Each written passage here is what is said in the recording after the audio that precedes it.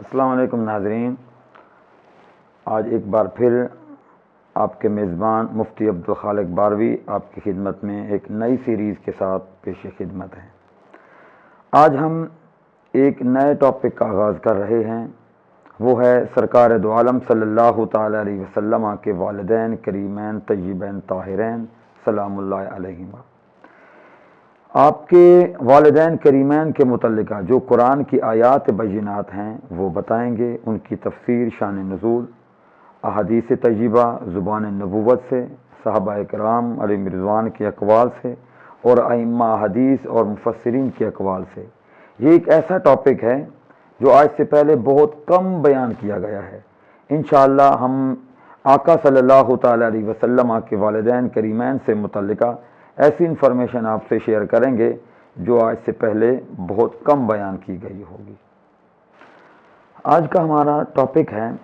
والدین مصطفیٰ توجہ خداوندی کا مرکز و محور، یعنی امام الانبیاء صلی اللہ تعالی علیہ وسلم کے والدین کریمین خالق لم یزل کی توجہ کا مرکز و محور رہے ہیں۔ سورۃ الشعراء کی آیہ مقدسہ ہے الذی یراک حین تقوم وتقلبک فی الساجدین، وہ ذات الذی، وہ ذات یراک، اے محمد آپ کو ہی تکتی ہے، آپ کو ہی دیکھ رہی ہے۔ کب؟ حین تقوم، جب آپ حالت قیام میں ہوتے ہیں۔ وہ حالت قیام کیا ہے؟ وتقلبک فی الساجدین، اے محبوب جب آپ مختلف سجدہ کرنے والوں میں تبدیل ہو رہے ہوتے ہیں، منتقل ہو رہے ہوتے ہیں، تو تب بھی وہ ذات آپ ہی کو دیکھ رہی ہوتی ہے۔ حقیقت کے اندر یہ نور مصطفیٰ صلی اللہ تعالی علیہ وسلم ہے کہ جو مختلف سجدہ کرنے والوں میں منتقل ہو رہا ہے، تب خالق کی توجہ کا مرکز و محور رہا ہے۔ چلتے ہیں، دیکھتے ہیں اس آیہ مقدسہ کا سبب نزول کیا ہے۔ حضرت ابو نعیم رحمۃ اللہ علیہ سے روایت ہے، وہ حضرت ابن عباس رضی اللہ تعالیٰ عنہ سے روایت کرتے ہیں۔ حضرت ابن عباس فرماتے ہیں کہ میں نے رسول اللہ صلی اللہ تعالی علیہ وسلم سے پوچھا، یا رسول اللہ صلی اللہ تعالی علیہ وسلم، میرے ماں باپ آپ پر قربان، یہ بتائیے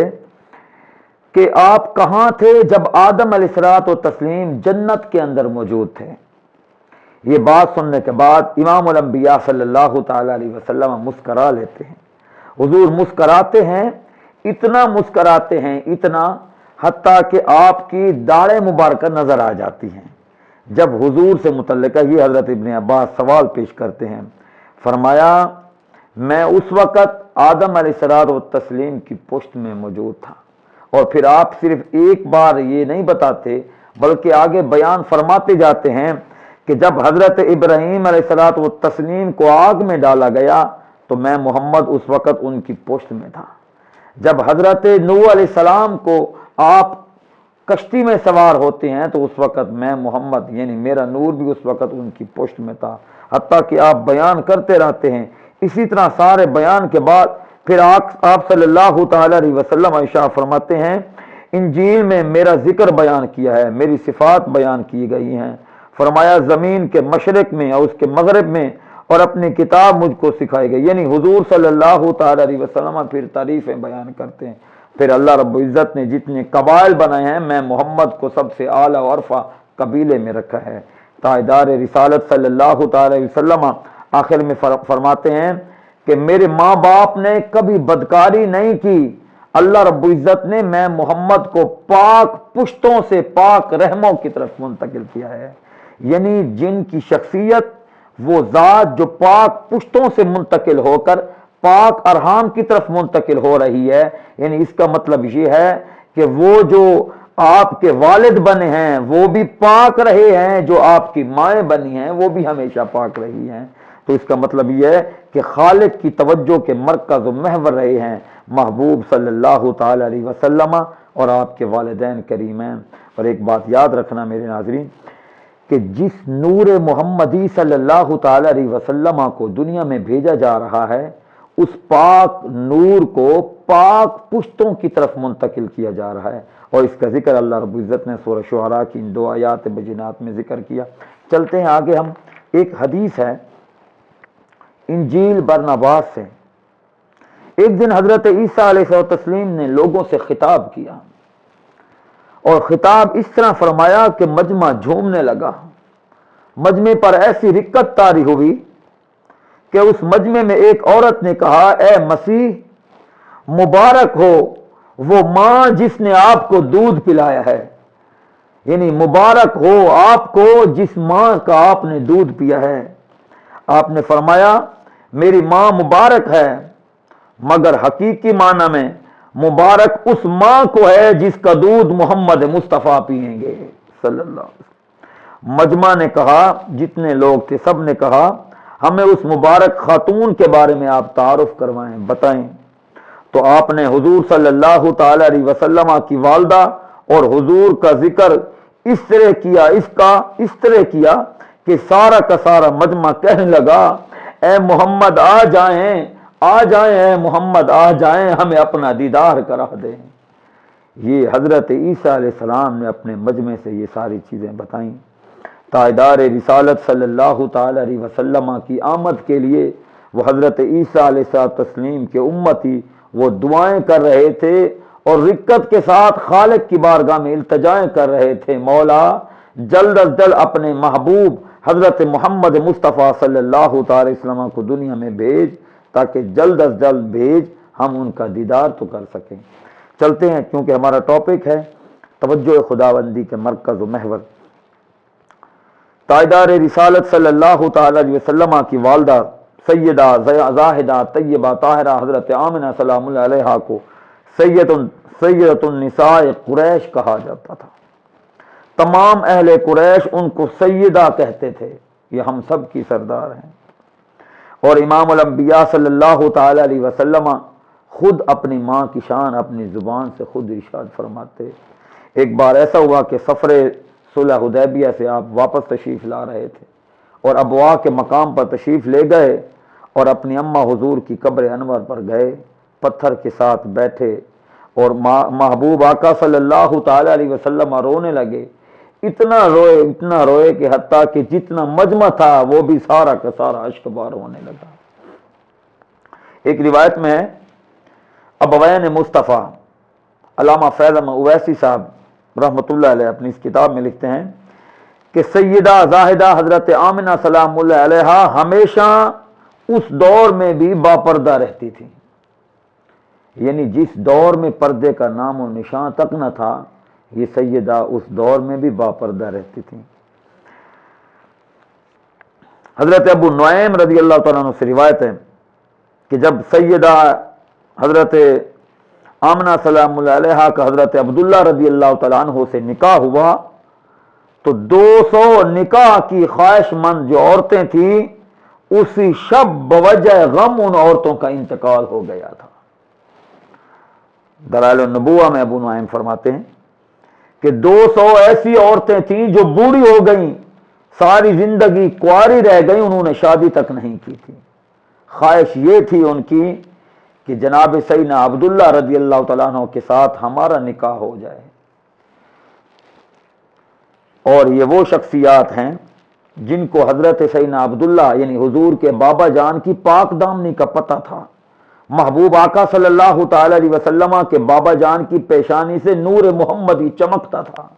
جہاں سے گزرتے تھے لوگ رک کر دیکھتے تھے اور کہتے تھے کہ ہم نے مکہ میں اس نوجوان سے حسین و جمیل جوان آج تک دیکھا ہی نہیں ہے. جن کی پیشانی میں نور محمدی چمکتا ہو ان کی شان تو سب شان والوں سے اعلیٰ و عرفہ ہوتی ہے. بوقت اصحاب فیل جب مکہ مکرمہ پر حملہ ہوا تھا، ابرہ نے حملہ کیا تھا، اس وقت حضرت سیدنا عبد المطلب رضی اللہ تعالیٰ عنہ نے اہل مکہ کو کہہ دیا تھا تم نکل جاؤ پہاڑوں پر اور اپنی جان بچاؤ، اور ہاتھیوں کے ساتھ اس نے کعبۃ المعظمہ پر حملہ کرنا تھا. تو سارے لوگ چلے گئے، سیدہ طیبہ طاہرہ رضی اللہ تعالیٰ عنہ نہیں گئیں کیونکہ واقعہ صحاب فیل کے تقریباً 1 ماہ یا 1.25 ماہ یعنی 40 دن کے بعد آقا صلی اللہ تعالی علیہ وسلم کی ولادت باسعادت ہوئی تھی. تو سیدہ فرماتی ہیں میں پہاڑ پر نہیں گئی بلکہ میں سو گئی تھی گھر میں، اتنا خطرہ اور آپ سو گئیں. جب اللہ رب العزت نے اہل مکہ کو فتح اور کامیابی عطا فرمائی، ابرا کا سارا کا جو لشکر تھا وہ تباہ و برباد ہو گیا، نابود ہو گیا، تو لوگوں کا خوشی میں جب شور ہوا تو سیدہ کی اس وقت آنکھ کھلتی ہے، اس لیے کہ جن کے شکم اطہر میں محبوب صلی اللہ تعالی علیہ وسلم جلوہ گر ہوں، جو نور موجود ہوں، خالق کی توجہ کے مرکز و محور نہ صرف حضور ہیں بلکہ حضور کی والدہ بھی ہیں۔ جب تاجدار رسالت صلی اللہ تعالی علیہ وسلم کے والد ماجد جناب سیدنا ابو محمد حضرت عبداللہ رضی اللہ تعالیٰ عنہ کا وصال ہوتا ہے تو اس غم میں سیدہ قصیدہ بیان کرتی ہیں اور اس میں اپنے دکھ کا اظہار کرتی ہیں۔ چلتے ہیں آگے، ہم دیکھتے ہیں حضرت عبداللہ رضی اللہ تعالیٰ عنہ کی شان بہت ساری روایات سے مجھے ملی ہیں۔ حضرت وہب رضی اللہ تعالیٰ عنہ، یہ حضرت سیدہ آمنہ سلام اللہ علیہا کے والد ماجد ہیں، فرماتے ہیں کہ میں جنگل میں جناب حضرت عبداللہ رضی اللہ تعالیٰ عنہ کے ساتھ تھا، ہم دونوں جا رہے تھے، 40 یہودیوں نے گھڑ سواروں نے آ کر ہم پر حملہ کیا، مجھ پر نہ کیا، جناب سیدنا عبداللہ رضی اللہ تعالیٰ عنہ پر حملہ کیا، اور میں نے کہا تم ان کو کیوں مارنا چاہتے ہو؟ کہا ہم انہیں قتل کرنا چاہتے ہیں، اس لیے کہ ان کی پیشانی میں نور محمدی ہے، جب یہ شادی کریں گے تو وہ نور محمدی منتقل ہوگا اور دنیا میں امام الانبیاء حضرت محمد مصطفیٰ صلی اللہ تعالی وسلم تشریف لائیں گے، ہم یہ چاہتے ہیں کہ ہم ان کو معاذ اللہ ان کو شہید کر دیں اور دنیا میں امام الانبیاء تشریف ہی نہ لائیں۔ جناب حضرت وہب فرماتے ہیں میرے دیکھتے ہی دیکھتے آسمان سے 40 افراد کی فوج اتری اور انہوں نے چند لمحوں کے اندر ان 40 یہودیوں کا کام تمام کر دیا۔ جن کی حفاظت کے لیے آسمان سے فرشتے اترے، اس کا مطلب ہے کہ وہ شخصیت خالق کی توجہ کے مرکز محور ہیں۔ اسی طرح حضرت سیدنا عبداللہ رضی اللہ تعالیٰ عنہ فرماتے ہیں کہ میں جب وادی بطحا میں گزرتا تھا، وہاں کے پتھر بھی مجھے سلام کیا کرتے تھے، اور جب میں بتوں کے قریب سے گزرتا تھا تو بت اوندے گر پڑتے تھے۔ ایک بار ایسا ہوا جناب حضرت سیدنا عبداللہ رضی اللہ تعالیٰ عنہ کو کسی عورت نے گناہ کی دعوت دی اور آپ نے فرمایا گناہ کرنے سے تو مر جانا بہتر ہے، ایسے حسن و جمال کے پیکر ہوں، گناہ کی دعوت دی تو موت کو پریفر کر رہے ہیں، کہتے ہیں مر جائیں گے پر گناہ کے قریب نہیں جائیں گے۔ یہ وہ کائنات کی عظیم شخصیات ہیں، وہ عظیم باپ جن کو ابو محمد کہتے ہیں، وہ عظیم ماں جن کا جسم مصطفیٰ بنا، وہ ماں جن کے لیے کنویں کا پانی بھی بلند ہو جایا کرتا تھا، وہ باپ جن کو پتھر سلام کرتے تھے، وہ ماں جن کو انبیاء بشارتیں دیتے تھے، وہ باپ جو گناہ پر موت کو ترجیح دیتے ہیں، وہ ماں جن کو گھر میں بیٹھے بیٹھے شام کے محلات نظر آ گئے تھے، وہ باپ جو شرم و حیا کے پیکر ہیں، وہ ماں جو ہمیشہ باپردہ رہتی تھیں، وہ باپ جن کے گزرنے پر بت بھی اوندے گر پڑتے تھے، وہ ماں جن کے فراق میں حضور خود رویا کرتے تھے، وہ باپ جن کو خالق نے قرآن میں فرمایا ووالد وما ولد، اس والد کی بھی خالق نے قسمیں کھائی ہیں، وہ ماں اور باپ جن کی توجہ کا مرکز کون ہے، وہ خالق کائنات کی توجہ کے مرکز محور رہے ہیں۔ تاجدار رسالت صلی اللہ تعالی علیہ وسلم کے عظیم ماں باپ، عظیم والدین، کائنات میں ان سے بڑھ کر کوئی عظیم ماں باپ ہے نہیں، جن کا بیٹا امام الانبیاء بنا، جن کا بیٹا عرش معلیٰ کی سیر کر کے آیا، وہ جن کے بیٹے نے کائنات کی ہر دکھی انسان کی مدد کی، وہ کائنات کی ماں، عظیم ماں جنہیں امہات المومنین کہا جاتا ہے۔ اے سیدہ کائنات، آپ تو وہ شخصیت ہیں جن کے فراق میں امام الانبیاء صلی اللہ تعالی علیہ وسلم خود رویا کرتے تھے، جن کی یاد میں آقا علیہ السلام کی آنکھیں اشکبار ہوا کرتی تھیں۔ ایک بار ایسا ہوا کہ تاجدار رسالت صلی اللہ تعالی علیہ وسلم کو اپنی ماں یاد آ جاتی ہے، حضور اپنی ماں کے فراق میں اس طرح اشکبار ہوتے ہیں، فرماتے ہیں اے کاش میری ماں ہوتی، میں نماز عشاء پڑھ رہا ہوتا، اس میں الحم شریف کی تلاوت بھی کر چکا ہوتا، ادھر سے میری ماں مجھے آواز دیتی،